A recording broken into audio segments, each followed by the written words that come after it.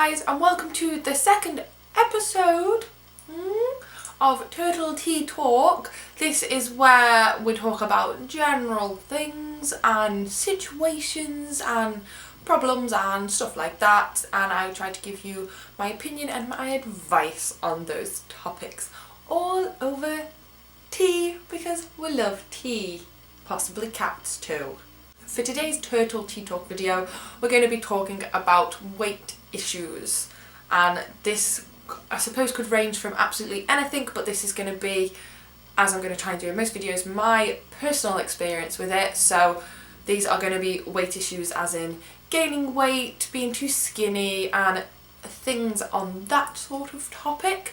This is something that I'm going to really struggle to talk about, but I'm going to try and see how it works. I think this is an issue that goes unspoken about, really. There's a lot of things about people feeling pressure to be skinny and feeling pressure to lose weight. There's a lot of videos like that, but this isn't going to be that type of video because that's not my experience of it. This pretty much is going to be weight issues related more to the not eating side. So I'm not going to say eating disorders because that's not what it's about completely technically. It's more about the struggling to eat side of things. So I suppose it really is about eating disorders, but I don't really know how to talk about that. So here we go. Like we did in my last episode, before I actually start giving you bits of advice and things like that, I am going to tell you my backstory on today's issue and get out my tea. When I was about 15, I did come down with depression, and a side effect of that was that I had absolutely no appetite whatsoever. It wasn't a case of I didn't want to eat, but I wasn't starving myself, but I just couldn't stomach the idea of food. The thought of eating anything at that point in my life was, no, it just didn't happen. I would eat little bits and bobs here and there. I don't feel like I lost a lot of weight during that period, but I obviously did, because I know I hardly ate anything. I know my BMI dropped right down. I think the lowest it got to was about 13.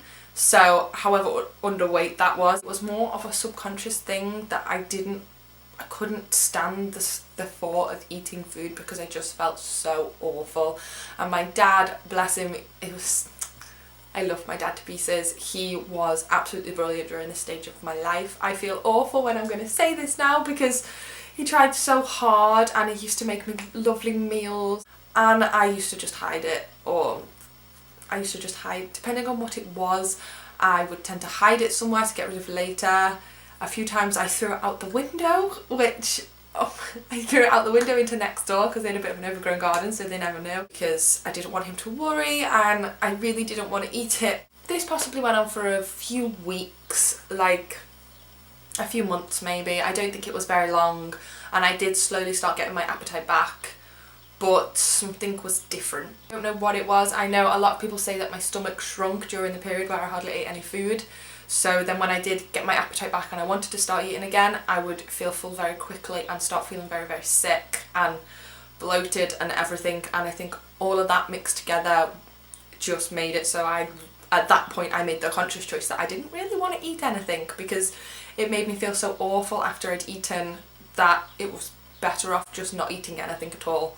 So I did still eat little bits and bobs. I ate more than I did when I had the depression, but it was very, very difficult. I still struggle with this now. I will be honest that sometimes I look at food and think, oh my god, that is vile. I do not want to touch any of it. I'm not hungry. I know that I am. I just know that I'm going to feel horrible after eating it, but I have changed a lot, as in I will force myself to sit down and eat it, and I do feel awful and sick and horrible afterwards, but it's still getting down, which is going to lead me on to my advice and tips on how I got from not wanting to eat anything to forcing it down my gob, basically. The first thing that I want to talk about, probably, you know, if you're watching this video and you are the person that has the weight issues, and this isn't really going to apply to you, but you might be able to connect with it. You know what I mean. Is that I know when on some of my worst times, and even now my family, I love them and bless them, they tried so hard, but God did they put a lot of pressure on me. I don't think they realised how much pressure they put on me back in the really bad stages, and they still do it now, but now I'm older I've just learned to ignore it. But back when in my really bad time, it was a case of all the time, constantly, have you eaten anything? What have you eaten? Has she eaten today?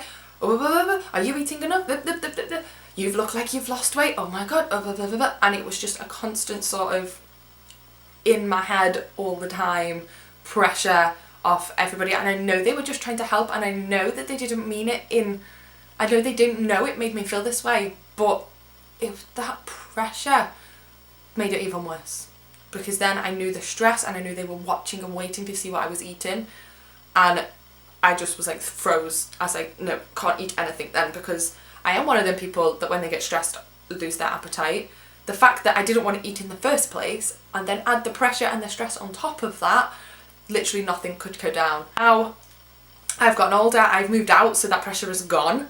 But when I do still see my family, they don't ask me anymore. They ask my fiance, has she eaten? Is she eating okay? Blah, blah, blah.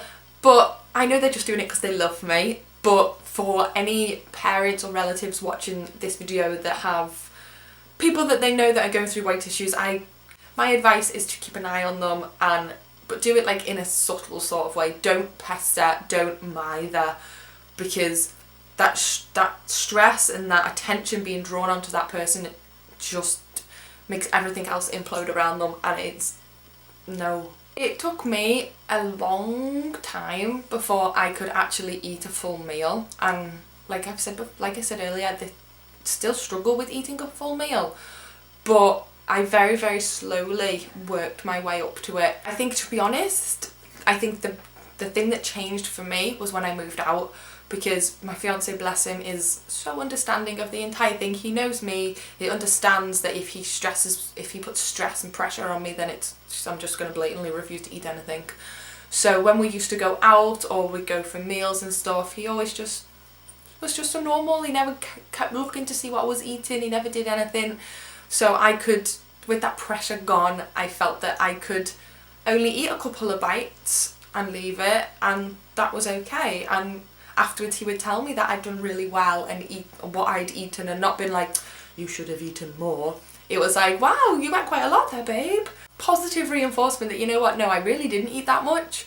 But the fact that he's saying well done anyway for eating a tiny little bite of something just made me feel better. Them little baby steps, and telling myself that I needed to eat something, that feeling dizzy and not having any energy or all of that stuff, it's not a fun way to live your life. It was very much a personal decision to begin to start eating like a normal person. I can now devour plates and plates of food, but then other days I can have a sandwich all day and be absolutely fine. It is a really hard topic to talk about, really, because different things help different people, and for me it was literally just like slapping myself in the face saying get a grip. It's still very, very difficult for me. I think a lot of it is because I eat better now, but I still haven't really gained much weight. But according to the doctors, I have a fast metabolism, which means my food gets eaten up so quickly that it doesn't have time to create any fat because it's just gobbled up and gone. So apparently that's why I struggle to gain weight. I am still underweight, and I have tried and tried. Well, I've tried to get to the right weight, but it's a very difficult road to get to. I am, however, the right BMI now. I think I'm like 18.5 last time I weighed myself. I'm not allowed scales in the house, but the last time I weighed myself, my BMI was, I think, just on that gap to being the right weight.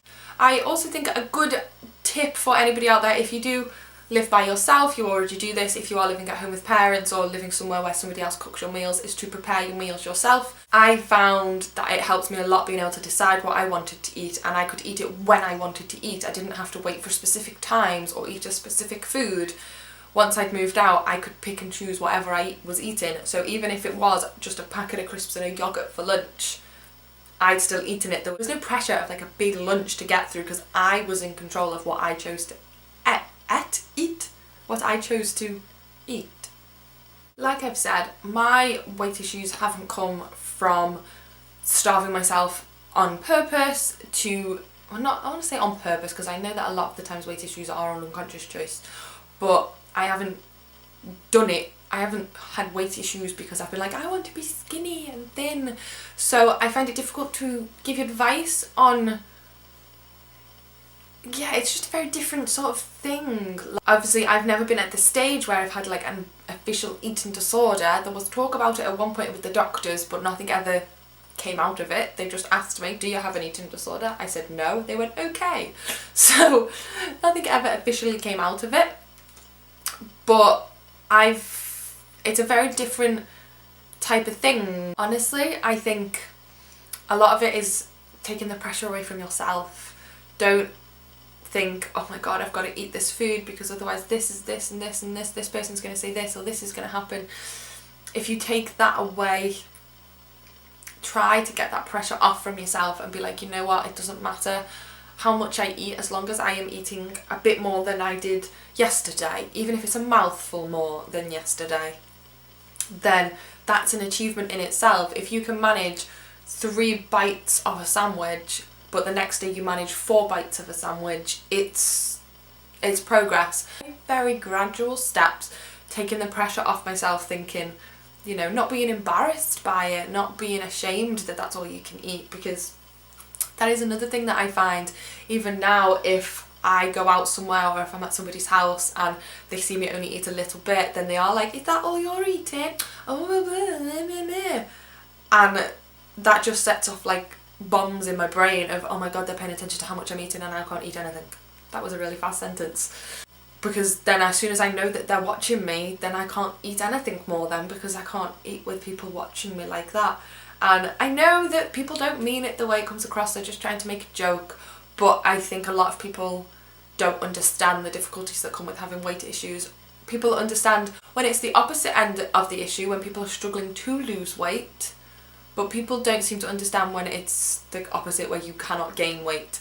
Yes, I can only eat small amounts of food, but it doesn't mean that I'm starving myself, it just means that's all I can manage.